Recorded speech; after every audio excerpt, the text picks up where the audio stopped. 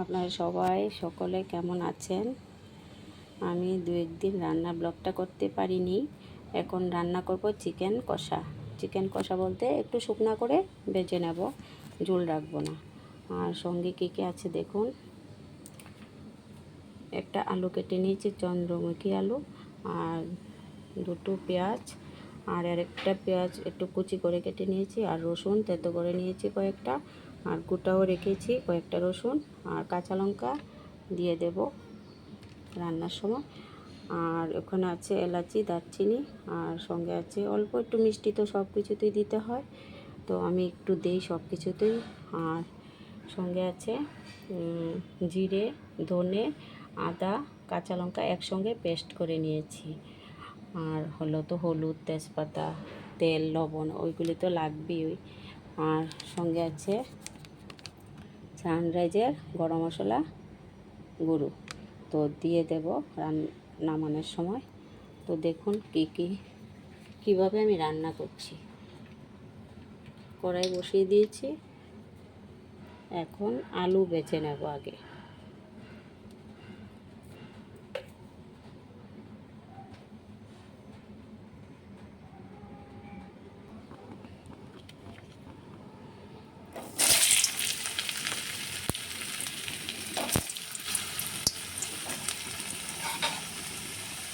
লবণ, হলুদ, আলু ভাজা হয়ে গেলে তারপরে মাংসটা সম্বাস দিয়ে দেবো।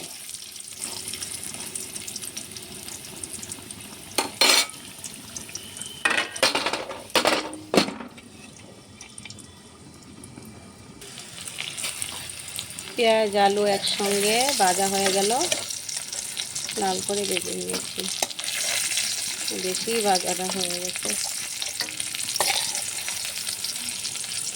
আলু পেঁয়াজটা ভেজে দিলে ভালো হয় মাংসটা।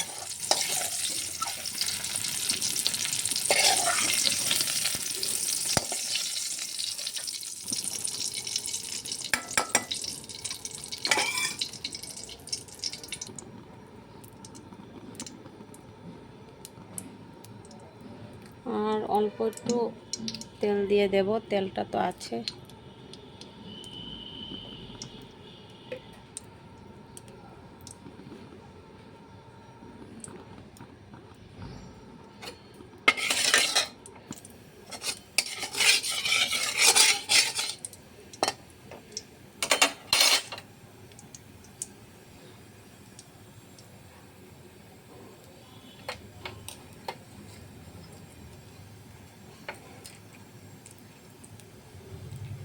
এলাচি, দারচিনি আর পেঁয়াজ,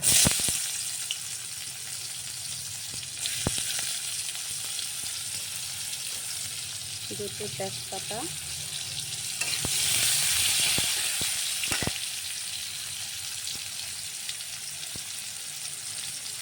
তারপরে এই যে গোটা রসুনগুলি দিয়ে দিলাম, একসঙ্গে ভেজে নেব।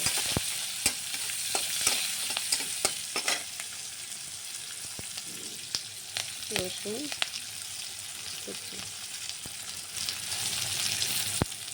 একসঙ্গে কাঁচা লঙ্কাটা দিয়ে নিলাম।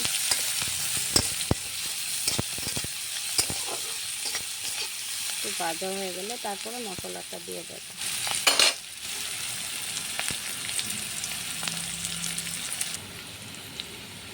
ভাজা হয়ে গেছে,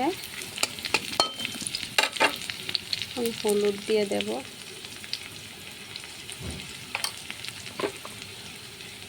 তারপরে মশলাটা দিয়ে দেব।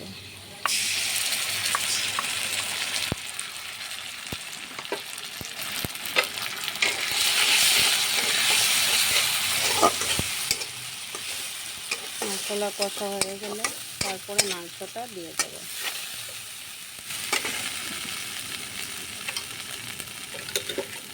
লবণ,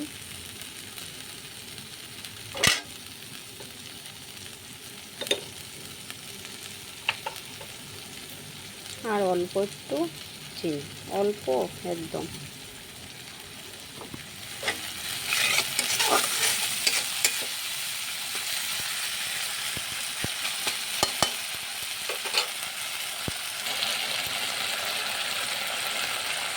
অল্প একটু লাল লঙ্কার গুঁড়ো দিয়ে দিলাম। মশলা কষানো হয়ে গেছে।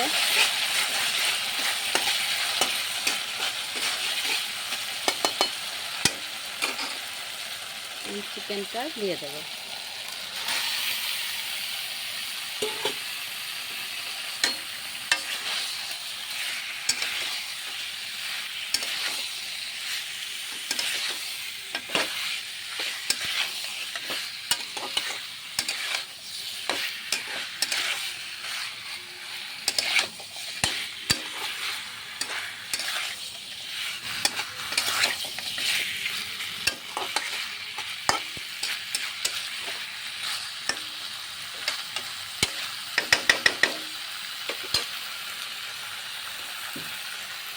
ঢেকে দেবো।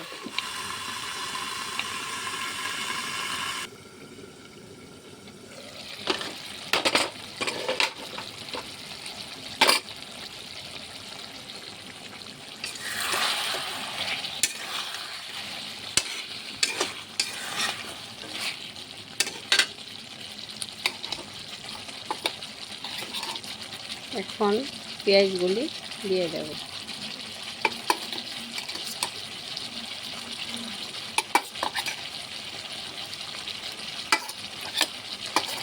আর আলুটা একটু পরে দেব।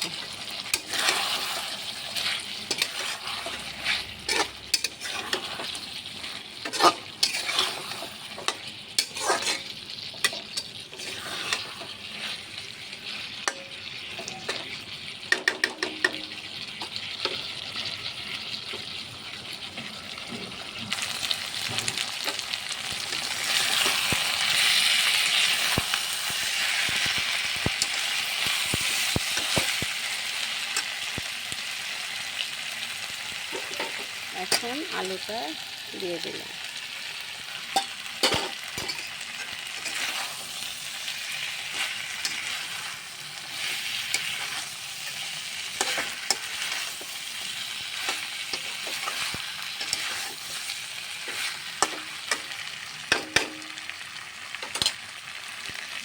হয়ে গেছে।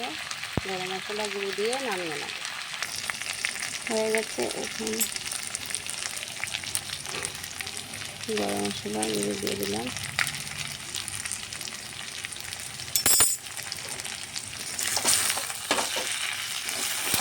তেল ছেড়ে দিয়েছে। একদম লাল করে ভেজে নিয়েছি।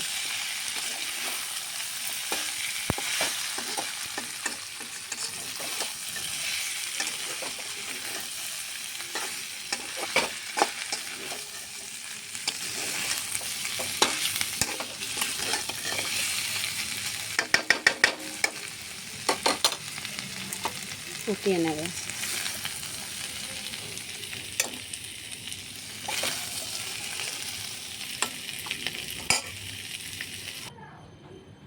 কেমন হয়েছে দেখে ভালো লাগলে আমার পাশে থাকবেন, সাবস্ক্রাইব করবেন, লাইক করবেন, শেয়ার করবেন।